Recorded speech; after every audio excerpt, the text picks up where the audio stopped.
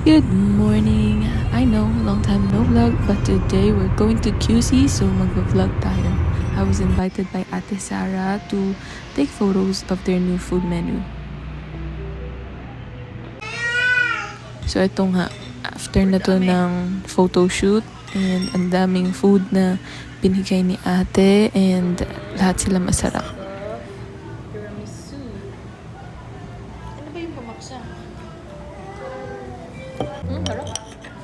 My favorite fix is this. This is their sea salt latte. Sobrang sarap. Yung sobrang liit nilang matcha. Yun lang naman maliit. Sobrang liit. Dupay chewy cookie. Ang sarap. Nakain ko na yung isa. Ramen. Ito yung masarap. Sobrang sarap.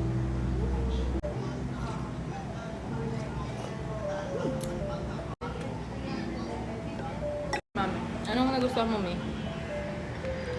Anong nagustuhan mo? Lahat.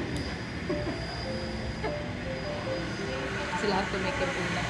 Follow nyo yung Sarabelle's Kitchenette sa Facebook. Nakikita nyo doon yung mga photos. Ang sarap nito, guys. Sarap, no? Paano itong ganito nila? Sobrang dami na ngayon nilang menu. Sausage. May cheese sausage.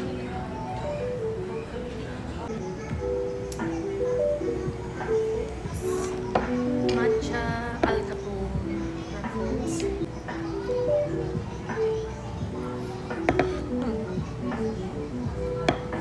Favorite ko to, di ba? Al Capone. Sobrang daming Al Capone. Ang galing niya mag-isip ng menu. Nakakaiba yung menu niya. Parang dati pinag-usapan namin ni Chanel, bakit yung ibang cafe, yung mga food nila hindi nakakabusog? No? Dito nakakabusog. Lahat nakakabusog ng pagkain. Tsaka, masarap yung coffee. Tsaka yung nila, yung baked sushi. Dati nag-order pa, nagpalalamog pa kami sa Pateros branch.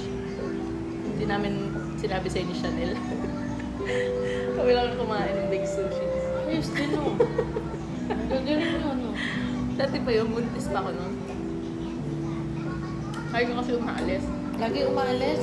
I-favorite ko yung sushi. Naging favorite nila. Si Chanel di kumakain niya ng sushi. Or natikman niya yun dito. Naging favorite niya na din.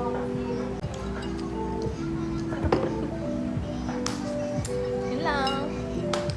Thank you guys for watching. See you in the next vlog. Bye! Bye-bye ka na.